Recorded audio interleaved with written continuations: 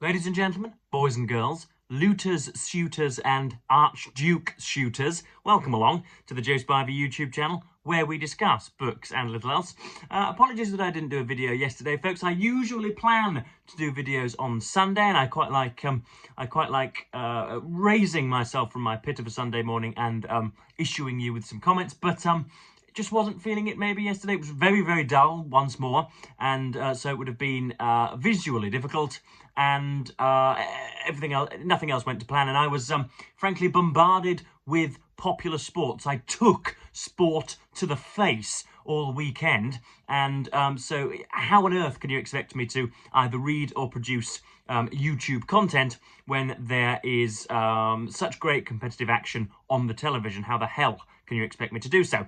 But I'm back today, and believe it or not, hooray for all that's sunny. The draconian carapace, which has been placed over, I think, the entire British Isles over the last fortnight, has finally been punched through. Finally, the sun has jabbed through the cloud layers. We can see blue sky, and therefore everybody, I believe, is jollier. So yes, let us begin. The weekend that I predicted of rugby league, which is of course the Northern Sporting Preserve in Great Britain, did not go to plan at all.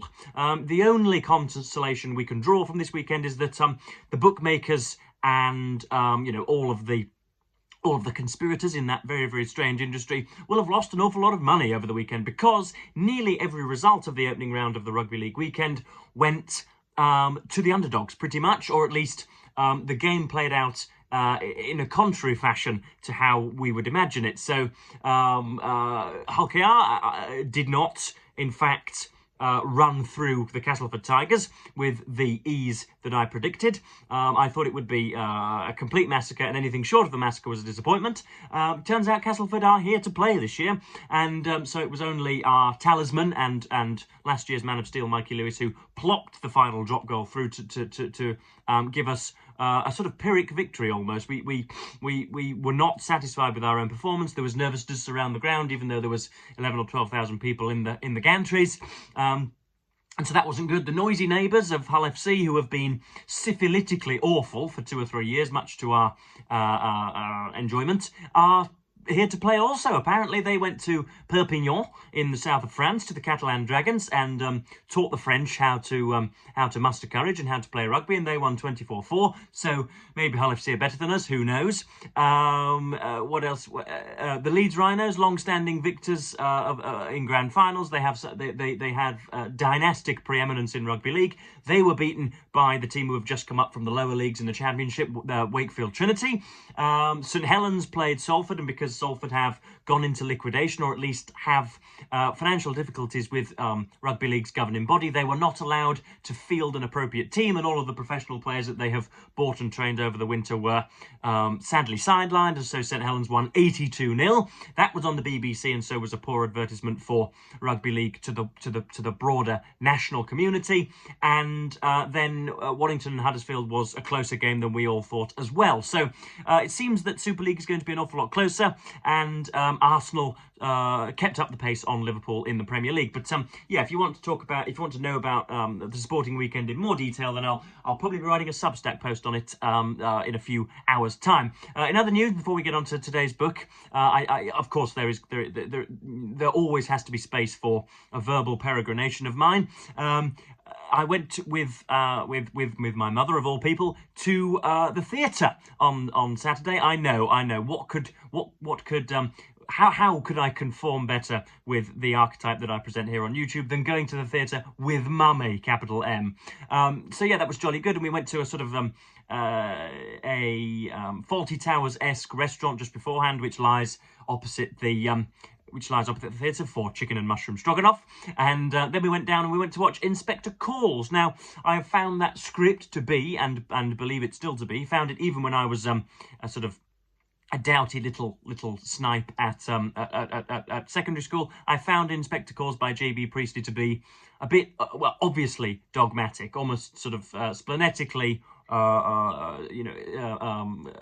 don't really know how else to describe it. I don't really know. It's scratchingly dogmatic. You can tell that Priestley clearly had classism and sociopolitics on his mind, and that was going to be the spine, and then everything else came as a consequence of that. Whereas actual storytellers should write a narrative out and hope that there are maybe some political connotations to it. Whereas Priestley clearly wanted to show how treacherous and awful rich white men are, and how brilliant and honourable and ineluctably, constantly fantastic the poor are. That's clearly what he wanted to do. Not a bad message all told, but not brilliant when it's being shoved down your gullet 24/7. But the players did it very well. The inspector, who is usually, again, I imagine in the script, read literally to be rather brusque and rather assertive and quite soulless and shapeless almost, and yet he was a sort of a bibbidi-bobbidi Welshman in this particular play. And then you've got the Burlings and Gerald Croft, and it was all jolly good. I saw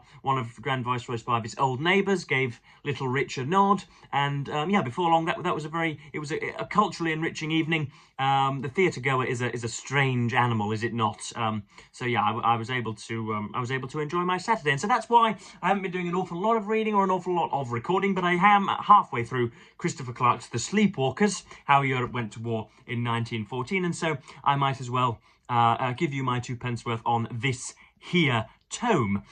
So yes, not a bad book indeed. I was very, very positive about it a little while ago, and as myself and Mr. Clark have got further into the mire, it has become less enjoyable, but nonetheless very, very life-affirming when indeed 30 to 35 pages have gone by and I have digested more information. So he starts off, as well he might, and as well he's entitled to, in a rather sort of Serbo-centric fashion. So this is known as, the concatenation of circumstances which led to Europe going to war in 1914 is known as, perhaps for the analyst anyway, the most complex and turbid of periods, of years and of events to diagnose and to describe.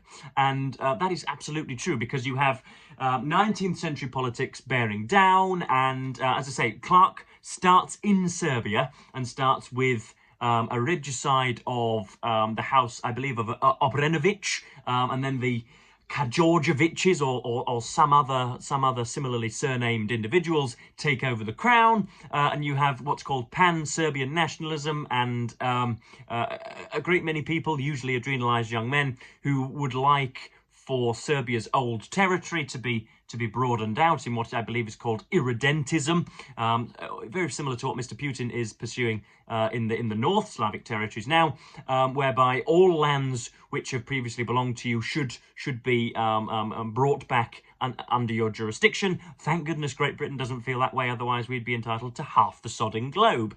But there is pan-Serbian nationalism and irredentism, and you've got to be ready throughout this book for all of those fabulous historical gobbets. Words like irredentism, words like balkanization, words like rapprochement, words like I can't think of any more, but you know what I mean. Those ententes and détentes and other such slimy serpents of verbology. But yes, we're in Serbia, and I realise I'm not doing a very good job of this. And we have Gavrilo. He focuses on the assassination of Archduke Franz Ferdinand as the primary event, and leads up to it nicely, and then draws us safely away, and then zooms right out onto the broader European scene, and identifies who is in alliance with whom and why. So you have the Franco-Russian alliance. You have therefore an entente cordiale between Great Britain and France, which pretty much yokes Britain with Russia, Britain with France, France with Britain, and all of the other iterations of that alliance. It's softly spoken, and it is obviously formalised in a treaty, but to aberrate and to renege on those promises wouldn't be entirely unsurprising or shocking to European neighbours. In other words, the obligations of treaties aren't particularly binding, because you can lobby against yourself with the Germans if you like. But then we have what's called the Triple Alliance, capital T, capital A, between Germany and the Austro-Hungarian Empire and Italy. And the reason that there is not much love lost between Germany and France is because in the aftermath of the 1870 war, whose name I'm going to, of course, forget, Germany managed to annex Alsace-Lorraine, which was a former pocket of French land, and will not give it back. And so, again, this is erroneously superficial analysis, but otherwise I would be stood here for 5 hours relating every single syllable and every single clause of every single agreement. But therefore you have 3 tripartite agreements, essentially, and the way in which a very, very small, what must be called the Third Balkan War, manages to metastasize and manages to bleed out onto the European continent is indeed the story of the book. And so, yeah, we go on to Russian policy and English and British policy and French policy, and you soon realise that nearly every single agreement and disagreement is precipitated by difficulties in what Clarke calls the imperial periphery. So you have bits of Morocco, bits of the Moroccan seat of the French seat of Morocco. You have the British seat of Egypt. You've got obviously the Russo-Japanese War, which takes place when Russia try and expand east. You've got this is a time when Great Britain and her pink empire, on which the sun may never set, has very many constellations, in the globe as well. So they're fully involved. You've got Germany, which doesn't really have much of an imperial stature, and yet is economically viable and looks to be the sort of Anglo-Poised lamp of Europe, and that's a decent phrase, isn't it? The Anglo-Poised lamp of Europe. Kaiser Wilhelm II and the Anglo-Poised lamp of Europe. And yes, so Clarke does something which is extraordinary in all historical analysis, and he tries at least to divert away from the conventional thinking. So he says that Italy's unprovoked attack on Libya, which was viewed as an obvious incursion of the Ottoman Empire stretching to the east and Turkish Constantinople, is seen as a fillip for this pan-Serb nationalism which we've identified, and Serbia wants to take back Albania and Macedonia and Kosovo and all of the Balkan states in that region, and they get in a spat with Bulgaria, and you get the First and Second Balkan Wars of 1912 to 13. As a result of that, you have the Austro-Hungarian Empire feels, as a result, pretty threatened. This is all before Archduke Franz Ferdinand has occurred. His assassination has occurred. And so you have rightfully you have Russia incurring into the Balkan regions, and so you can well imagine Austria-Hungary declaring war or mobilizing against Russia, which will bring the French into play. And of course, because any outsider declaring war on somebody who has already signed a treaty, then the Germans would have to declare war on the French, and then of course, because the French have been mobilised against, the British would then have to declare war on the Germans. And that's essentially how it happens when Franz Ferdinand is murdered. But Clarke says that such an occurrence could have come about much, much earlier had it not been for bits of confusion and diplomatic gravitas. But he looks at an awful lot more than that. He looks individually at the states, who governs Britain, and how indeed is power dispersed, and how, up and down the rungs, how are things done, how is an agenda set. Looks at that in Russia, in Germany, in France, in Austria-Hungary, and throughout the Balkan states and elsewhere. Also looks at the public and the press, which is by far the finest section, when he's looking at lobbying and foreign money infiltrating domestic press organisations so as to foment discontent or to ally with a previous enemy or whatever. It's all very, very interesting. And so obviously I've got some sections to highlight. We're not quite up to the assassination of the Archduke just yet, but of course a Serbian murdering the heir apparent, obviously the actual emperor of Austria-Hungary at the time is Emperor Franz Joseph, but you have Franz Ferdinand, who's the heir apparent, who is then obviously eventually murdered in, I think, 28th of June of 1914 in Sarajevo, and that is obviously viewed as effrontery by the Austro-Hungarian Empire. And then you have what is a hackneyed phrase, but what is apposite in this circumstance, which is a domino effect, and all of a sudden Europe is enraptured by by conflict. So let us get into some of the sections that I wanted. As I say, I am not wholly enamoured with Clarke's style of writing. It can be flamboyant and it can be artistically inclined, but it can also be very, very complex indeed. I don't know whether that's much to do with the content matter or whether that's to do with Clarke's treatment of it, but yeah, I'm not entirely sure. But yeah, he's talking about the shadowy nature, from a historical perspective, the shadowy nature of command posts and of, streams of authority, and how difficult it is to apportion blame retrospectively, because we haven't the foggiest really if kings knew, if foreign ministers knew, if cabinet ministers knew, if media moguls knew, and if foreign ambassadors knew. You really can struggle to clarify that web. And so we're talking about the collusion of the Serbian state in the prosecution of the assassination of Franz Ferdinand. The collusion between the Serbian state and the networks implicated in the plot was by design furtive and informal. There was no real paper trail. The historiography of the conspiracy has therefore had to make do with a dubious combination of post-war recollections, depositions and affidavits made under conditions of duress, claims allegedly based on sources that have since been destroyed, and scraps of documentary evidence, most of them related only obliquely to the planning and implementation of the plot. Yet so much hangs on the background to this plot that historians have pored with forensic intensity over nearly every detail. It is thus possible to chart a line of maximum plausibility through the chaos of the sources and the tendentious distortions of much of the secondary literature. Now that is pretty good, I'm sure you'll agree. You have somebody exercising caution, but not somebody who wants to be so very what should we say, academically Lilliputian, in order not to come to any conclusion whatsoever.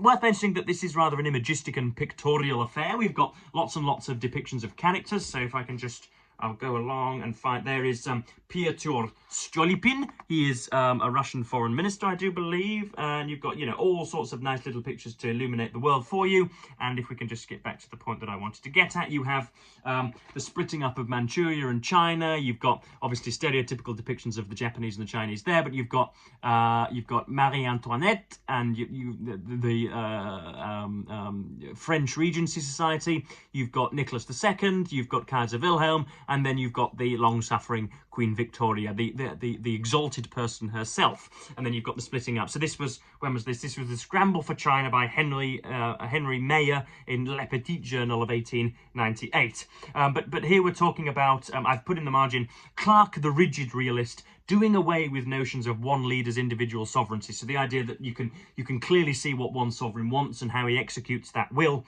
is rubbish. In a cartoon published in the late 1890s, a French artist depicted the crisis brewing over China on the eve of the Boxer Uprising. Watched warily by Britain and Russia, Germany makes to carve out a slice identified as cow chow from a pie called China, while France, is it cow chow? There are about 7 letters in that word, and yet I can only derive one or two syllables, while France offers her Russian ally moral support and Japan looks on. Behind them all, a Qing official throws up his hands in despair, but is powerless to intervene. As so often in such images, the powers are represented as individual persons. Britain, Germany and Russia by caricatures of their respective sovereigns, France by Marianne, the personification of the Republic, and Japan and China by stereotypical exotic figures. Personifying states as individuals was part of the shorthand of European political caricature, but it also reflects a deep habit of thought, the tendency to conceptualize states as composite individuals, governed by compact executive agencies animated by an indivisible will. What a finish that is, what a flourish there. And yeah, again, it is folly to say that Russia has one unitary monolithic policy and Germany the same. All sorts of factionalism and all sorts of the usual political cantankerity takes place in order to skew what would be a uniform national policy. Next up, we're talking about militarism and the perhaps not the outward zeal of going to war, which was ubiquitous in Europe, but an almost cynical and pragmatic realization that war would come eventually, and that it wasn't the worst of all scenarios. And again, I put my opinion behind this in a historical essay many years ago, which I did at school, which said that mixtures of, you know, German naval rearmament and, you know, the Schlieffen Plan, and a great deal of ubiquitous bellicosity could be used as a reason to suppose that war would have come about anyway, and that the assassination of the Archduke was just accelerated, catalysed, and precipitated the events to a more accelerative extent. But yeah, this is talking about you know, bellicosity or whatever, and elaborate military reviews. Be that as it may, there is no doubt that, viewed from across the Atlantic, pre-war Europe presented a curious spectacle. Senior statesmen, emperors and kings attended public occasions wearing military uniform. Elaborate military reviews were an integral part of the public ceremonial of power. Immense illuminated naval displays drew huge crowds and filled the pages of the illustrated journals. Conscript armies grew in size until they became male microcosms of the nation. The cult of military display entered the public and the private life of even the smallest communities. In what ways did this militarism shape the decisions that led Europe to war in 1914? Did the roots of the July crisis lie, as some historians have argued, in an abdication of responsibility by civilian politicians and a usurpation of political power by the generals? And that's what you're playing with all of the time when you're that's what you're playing with all the time when you're analysing this sort of stuff.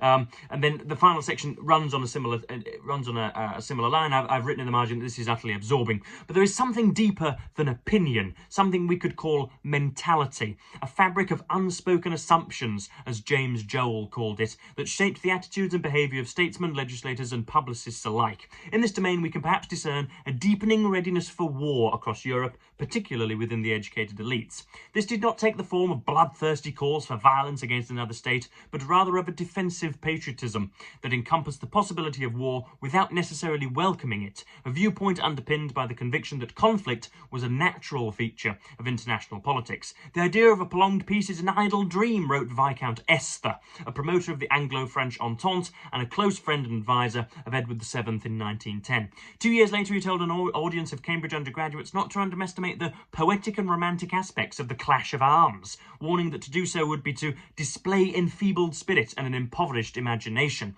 War, Henry Spencer Wilkinson, the Shishel professor of military history at Oxford, observed in his inaugural lecture, was one of the modes of human intercourse. This fatalistic acceptance of war's inevitability was held in place by a loose assemblage of arguments and attitudes. Some argued from Darwinian or Huxleyite principles that in view of their energy and ambition, England and Germany were bound to come to blows, notwithstanding their close racial kinship. Others claimed that turmoil was a natural feature of highly developed civilizations with their sophisticated armaments, yet others hailed war as therapeutic, as beneficial to society, and a force for social advance. Now, that would be obviously the fodder that I would be using for an essay supposing that the Archduke of the assassination of Franz Ferdinand wasn't necessary to bring Europe to war, and there are very many different circumstances by which it could have happened. But I think I've gone on long enough. It is, as I hope to have conveyed, very, very, very complex and very difficult. So we're just in the Balkans at the minute, and we've got the Serbs who are getting a little big for their boots, I think it might be said. They've taken some land in Albania. They have doubled their jurisdiction and indeed the people under their purview. And now we await the response of Austria-Hungary, who of course view incursions by Russia into the Balkan region as an affront to their sovereignty. But yeah, you've got words like the other word that I was looking for was suzerainty throughout this. Suzerainty, which is a country again sort of under the comfortable protection of another.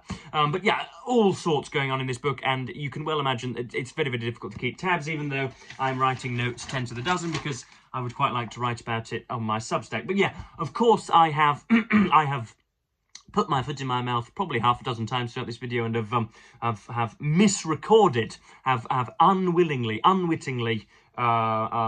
retold historical events. But this is the flotsam and jetsam of videos dedicated to the review and dissection of one book. But yeah, I'll get through the rest of this throughout this week and let you know how it goes on. But yeah, sorry I couldn't be with you this weekend, folks. I do like doing videos on Sundays, but for many reasons, which will only be clear to biographers in a century or so's time, it simply wasn't to be. But yeah, I am, as a result of this 25-minute video, properly knackered, and we'll drink some water and read some more Christopher Clark, and will not be nearly as exuberant this afternoon. But yes, I am going to cap this video at 25 minutes. Thank you ever so much for watching, if indeed you've been long-suffering enough to get to the end, yeah, bid you a fond farewell.